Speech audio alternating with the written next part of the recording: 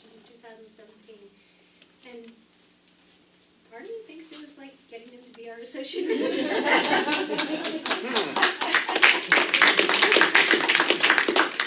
And if you knew our home office, getting him affiliated was a big accomplishment. He is affiliated with Centers for Spiritual Living, which is awesome. We're affiliated with Centers for Spiritual Living. There are centers around the country and around the world. And, so, Reverend Dr. Ray is a teacher and a minister many times over, and he's a Jedi. I learned that last week. He's a Jedi. He's a wonderful teacher and an amazing minister. We're very, very fortunate to have him. Please join me in welcoming Reverend.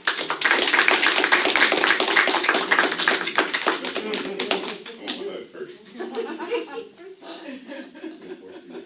Thank you. So, how's everyone today? Good. Thank you. So, Maxine's story reminded me, how many of you were here last week? Raise your hand. So, you remember last week when I mentioned letters from a Birmingham jail, and I talked about Reverend Dr. Martin Luther King Jr. and the idea of being either a thermometer or a thermostat.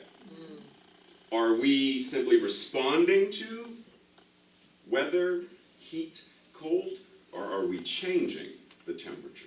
That's what that story reminded me of. Now, what I find is that many of us have grown comfortable. And what I mean by that is, when we hear such stories, and we think, well, I don't understand what it means. How am I supposed to change the world? I don't even know what it means to change me. How am I supposed to get into my chrysalis and change me? I don't know. And we focus on all of these things rather than simply being still, right? What if we didn't have to do anything to truly be who and what we are? Meaning, we say there is only one mind, and that mind is God's mind. So if there's only one mind, and that mind is God's mind, and that means the mind of God is absolute clarity, right? Absolute peace, absolute clarity, absolute, whatever that is, bliss, passion, purpose.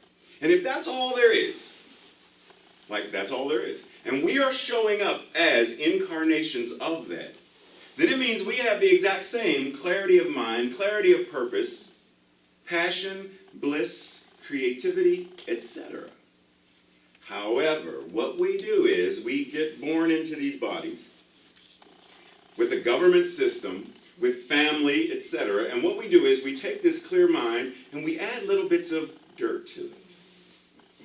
And not just that we add dirt to it, but yeah, that's what the teacher in me brought a visual. We have to put dirt in it, right? So we have to fog up that clear mind. And it's not even just that, because Alan Watts said, if you read the thing on the front, Alan Watts said the only thing you need to do to let muddy water become clear is just let it sit. And if you let that mind sit long enough, then the residue that is fogging it up will settle. And then the clarity, I can see clearly now. It's there again. But what we do is, I'm so worried about this and that. I'm so scared about. But my mom said, and my dad said, and my brother said, and if you only knew that when I was 10, we have to agitate that mind over and over and over again. And then we set it down for a moment because we come together at 10 o'clock to meditate.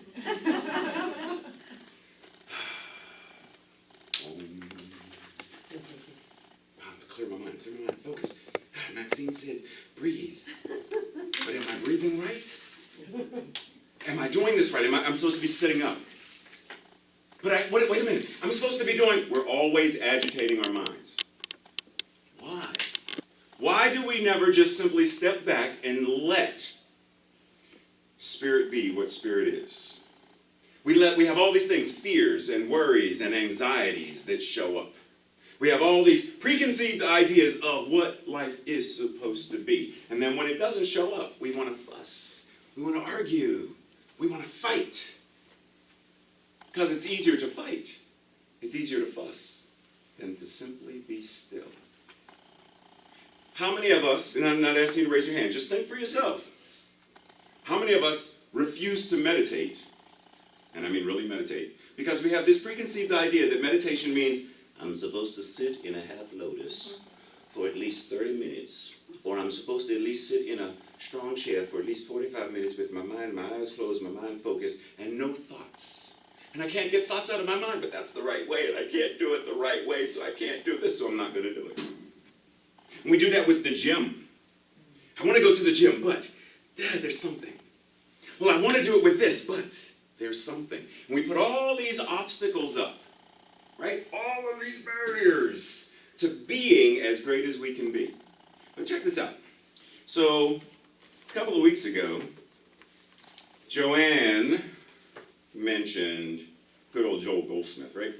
So I was reading this part in here where Joel says, the minute a person awakens in the morning and realizes, I and the Father are one, I and God are one, that person is meditative. He is going within and realizing the inner reality of being. And he goes on to say, when you're at that place, you don't need to do anything else. That one statement of knowing, as soon as you wake up, there is only one power and only one presence. It must be right here, right now. In, through, and as me. And then you go about your day. Then there's no need to actually sit and be silent, because when you have this knowing, you are walking with this clarity that knows when these thoughts come in, but you are silence. I am not a victim. I may have been at one point, but I'm not anymore. And you go. So then everything you do becomes a meditation, because you have this clarity of purpose where I'm able to wash the dishes in a mindful way and nothing can come in to distract me. That simply walking to the metro becomes, because then every person I see. So last week I mentioned something about Muji, and I'd like to share one more quote by him, if that's okay with you. Just saying, I gotta ask permission. So, two things. The sage sees only the self. The person sees lots of persons. One sees from wholeness, the other sees from fragmentation. Both are you. We have an option. Do we choose to see from wholeness, where every person that I see that one self? Or do I choose to see from the other vision, where I see only individual people?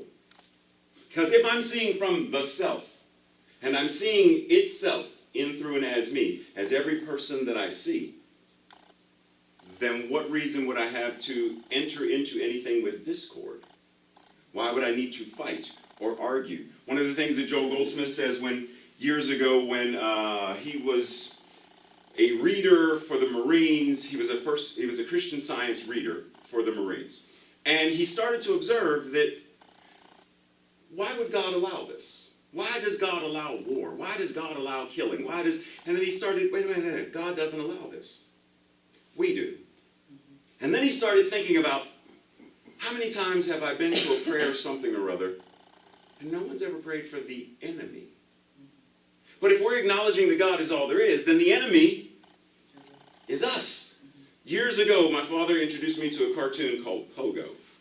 And I don't remember any other part of the comic strip except for this one full-size page panel. And it's Pogo saying, we have seen the enemy, and it is us. From a comic strip. If we are not praying for those who persecute us, then we are, in essence, cursing them. But if there's only one, then any curse that I send out, boomerang, it has to come back. The other thing that Muji says is, it does not matter what comes up.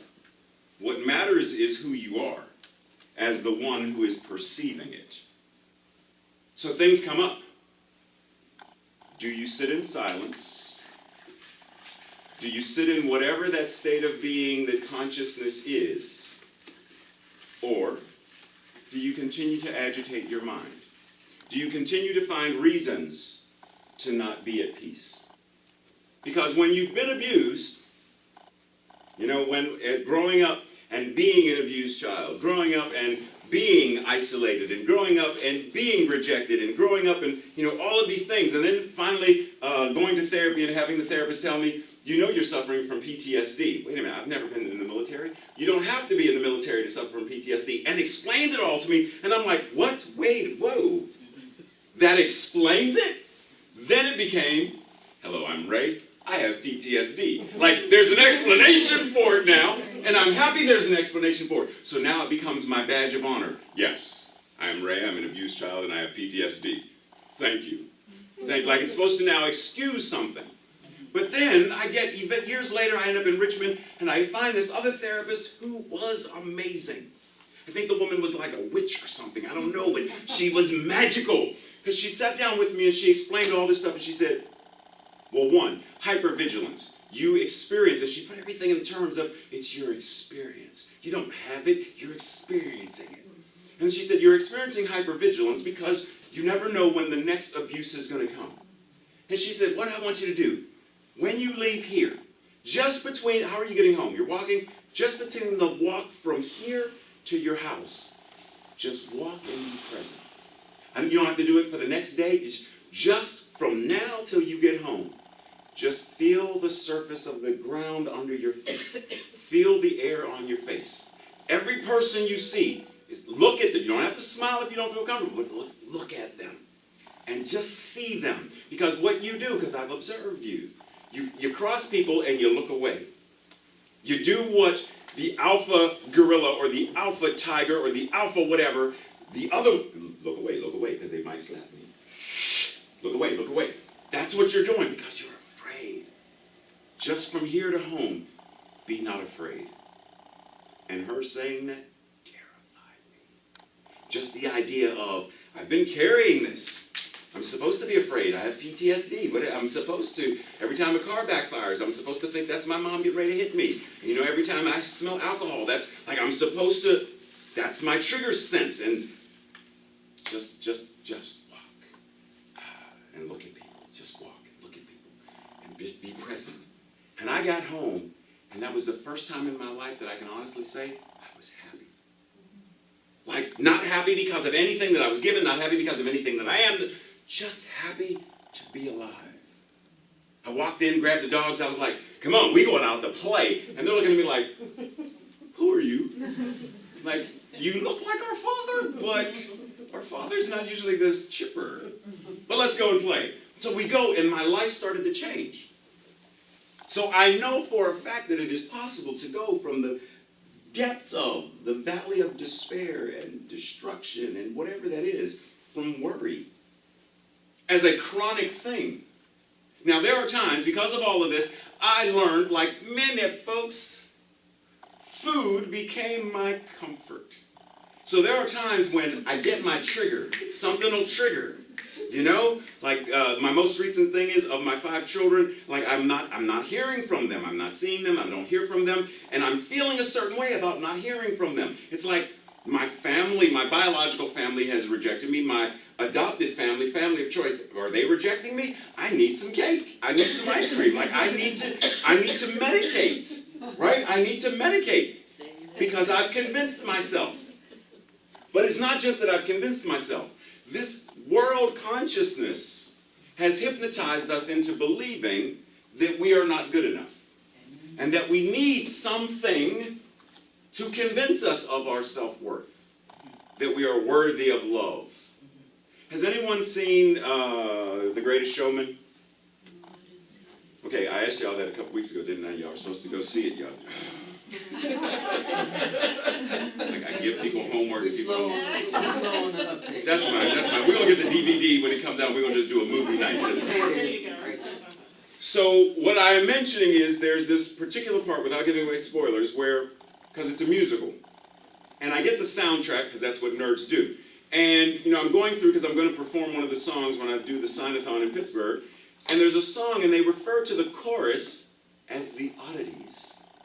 Because that's in the circus, they are the odd ones. The woman with the beard and the tall guy and the one with the tattoos on 99% of his body. Like, they're the odd folks. So they're the oddities. So it doesn't say chorus. It says oddities. And then in the song, they're talking about this whole thing of, yes, I have been ashamed in the past, and I have taken all of this in, but no more. And the funny thing is, they say, bring it on, but I'm not going to take it. Like, give me your best, but I'm not going to accept it, because I've learned that I am worthy. So I'm not going to run from what you're throwing at me. I'm not going to hide from what you're throwing at me. But I don't have to accept it. So bring it on. If you want to call me what you want to call me, go for it. I can't stop you. You want to criticize me, go for it. It's not going to change me from being who and what I am. Do what you feel you need to do. Like Jesus told Judas, do what you are now called to do. You are called to betray me now. Go betray me. Jesus didn't try to stop him. Jesus wasn't like, yo, Judas, if I take you out bowling, come on, man. Let's go I'm the Son of God. Let's go. Like, Jesus didn't do any of that. He was like, do what is yours to do. Go betray me, because I know. But see, we get scared and we run from. We dive into that box of Krispy Kreme donuts and chocolate and stuff, rather than just say, okay, because this is where I am right now. Feel the pain. Feel the pain. Feel the hurt. And just sit in it. Because sooner or later, it has to fade. It's a temporary thing. But our culture has hypnotized us into believing that we are our pain. Amen. We are that thing that has happened to us, rather than it being an experience. I am not a victim, though at one point, yes, I may have been victimized, but I'm not a victim. God cannot be a victim. So the more I stand in the aspect of me that knows my divinity, and I stop agitating my mind and simply let it sit, then all of the things, one of the things that Maxine said was, all that is not love must fall away. All that is not clarity must fall away. All that is not this new butterfly must fade away, must fall away, must disappear into the nothingness from whence it came. So the challenge is, what do we do then? Like, how do we move forward? And the funny thing is, there is no one answer, because every single one of us has very unique fingerprints. And that means that we are each an individualized incarnation of the universe. One answer does not work for all. Because if that was the case, then every single one of us would look the same. Every single one of us would eat the same. Every single one of us would have the same interests and hobbies, etc. But we are supposed to be diverse. We are supposed to be unique and different. We are supposed to celebrate that uniqueness and difference, rather than run from and be fearful of it. There's a new movie that just came out. Not sure if you heard of it. I know at least one person here has heard of it. Black Panther. Yeah. And being the comic book nerd that I am, I knew that this was, Stan Lee and Jack Kirby created this character in the late 60s, and it's like very pivotal time in U.S. history to create a black superhero. But now it's finally reached the screen. And the movie is, from this point forward, no movie will be the same. Doesn't have to be a superhero movie. This movie is now changing, it's going to change the way Hollywood responds to people of color. Directors, writers, actors, actresses.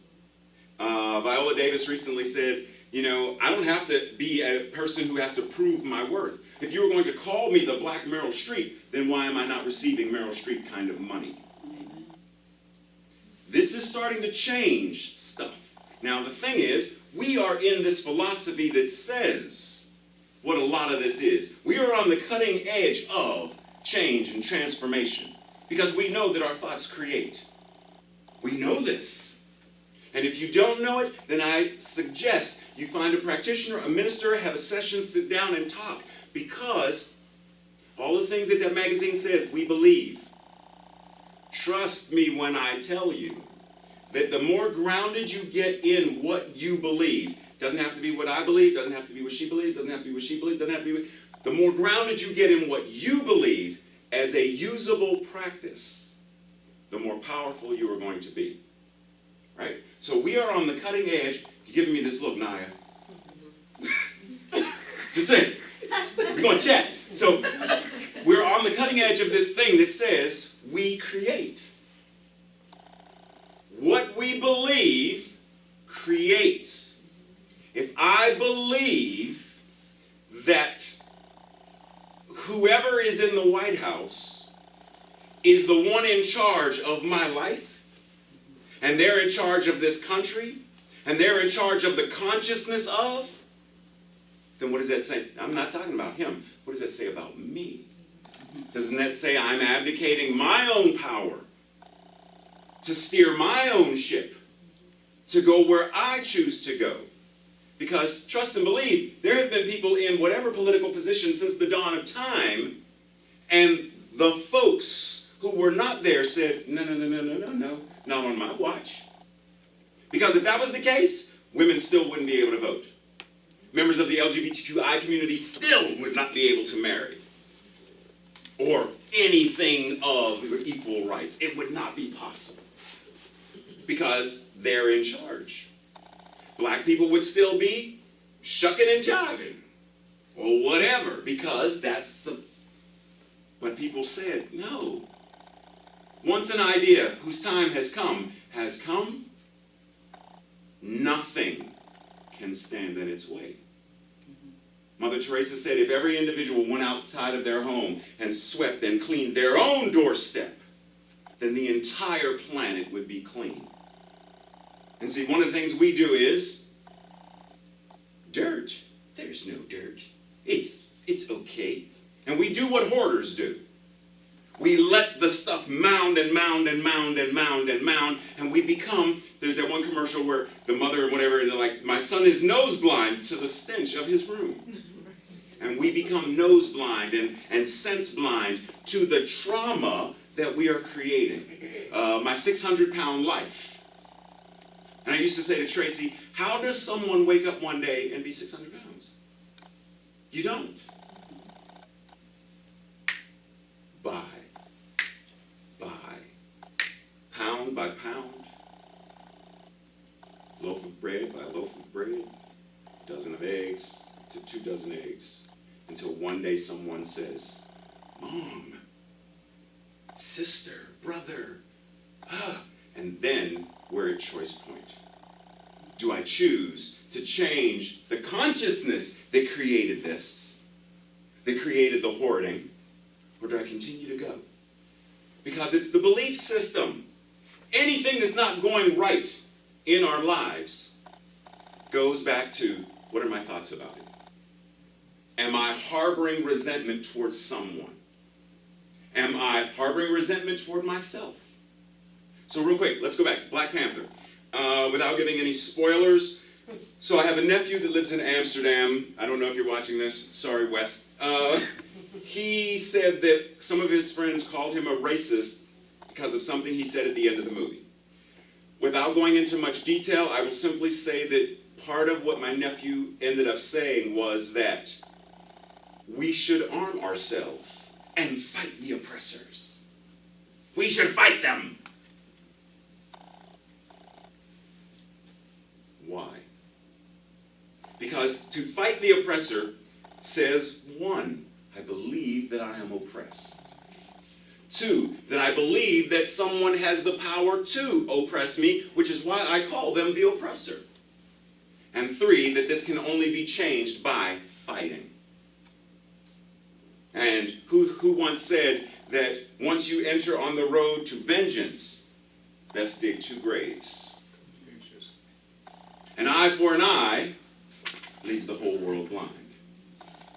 So the idea is, what am I holding in my consciousness that is not truly serving in my highest and best? And that means we have to truly have a moment to sit down with ourselves. And if we feel like I can't do it alone, I can't do it. I don't have, whatever it is, I don't have the ability to sit down with myself. So then find someone who can sit down with you. There are life coaches. There are practitioners. There are ministers. There are people we can sit down with. Friends. Sit down with someone who is going to look you in the eye and not let you bullshit them. That when you say something, they're going to call you on it. That they are going to hold you accountable for everything that comes out of your mouth. Which means, got to be transparent. Got to be willing to shed. Stop hiding behind the chrysalis. Stop hiding behind the old caterpillar self. Let it go. Because the idea is, if we truly want to be what we are, if we truly want to be more, we want to have more, do more. And I'm not saying accumulating stuff. I'm saying more of what the universe has to be, do, and have in, through, and as us. Have more love. Have more joy. Have more cars. Have more love. Have more joy. Have more creative potential. Have more ability to connect. Have more of that. Build more bridges instead of barriers. That's what I'm talking about. And when we anchor into what that is, then we will not have the discussion about guns anymore. We will not have the discussion about Me Too anymore. We will not have the discussion about Black Lives Matter anymore, because we will understand that this serves a purpose because of this. But when this comes together, yeah, I understand completely what you're talking about. There is no more need to march because everybody understands. There is no more need to petition and boycott because everybody understands. There is no more need to celebrate a movie that has a predominantly black cast and director and writer because it's the norm. But we have to do that here. Because for as long as I'm pointing it, well, you do it. No, you do it. Well, you do it, you do it, you do it, you do it. I'm abdicating myself of the ability and the power to do. Mary McLeod Bethune built a college with, and I've heard different numbers, but roughly 60 cents-ish. 60 cents was a lot of money back then. 60 cents-ish. During a time when it was legal to lynch black folks. And she said, I want a college for my people. I don't care. I'm going to do it. And she did it. Anything that we perceive as the thing, racism can't stop us. Sexism can't stop us. Christianism can't stop us. Heterosexism can't stop us. Islamophobia can't, none of it can stop us. Because we are the incarnation of an idea whose time has come. We are the incarnation of the universal spirit that is love. From the top of our heads to the soles of our feet. Every idea that we have is God's idea.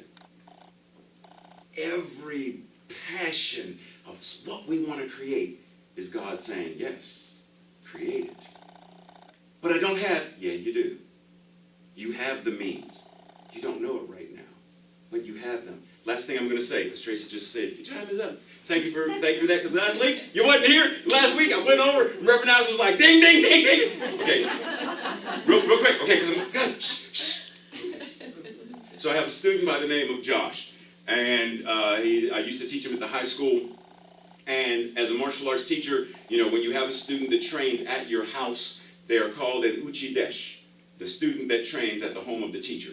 So he's my student, but I ended up adopting him as my nephew, right? So Josh has this dream of two things. One, he wants to create or have a food truck, and eventually he wants to create a doggy daycare center, right? And he and a friend are going through the food truck. Well, roughly $300,000 to get it up and running and stuff. $300,000, wow. $300,000, where am I gonna, I don't have, you know how many hours I would have to work to get 300? And what I said was, do you have it created in here yet? I don't care about on the street yet. I'm talking about in here and in here. What's it called? Don't know. What's the color of the truck? Don't know. What kind of food are you going to serve? Don't know. Then you're never going to see it materialize. Walt Disney saw Disney World before they ever drained the swamp where they created the foundation. Every skyscraper, every car, every movie, every book, everything starts here. When it's complete here, when you can go up to someone and say, and Dirk says, so I would like to invest in your dream, tell me it. And I say, the name of it is, the logo looks like, the people I'm serving, my vision, my mission, my purpose, and he says, wow, you already have it. Here's the money. The money will come. If you build it, the resources will come. If you build it, the connections will come. If you build it, everything that you need is already present, or you would never have the dream. You would never have the vision. It wouldn't show up for you. So you, right here, right now, everything, you are it. Right now, the potential to do and be and have anything exists right now. In you, as you, through you. Let's treat.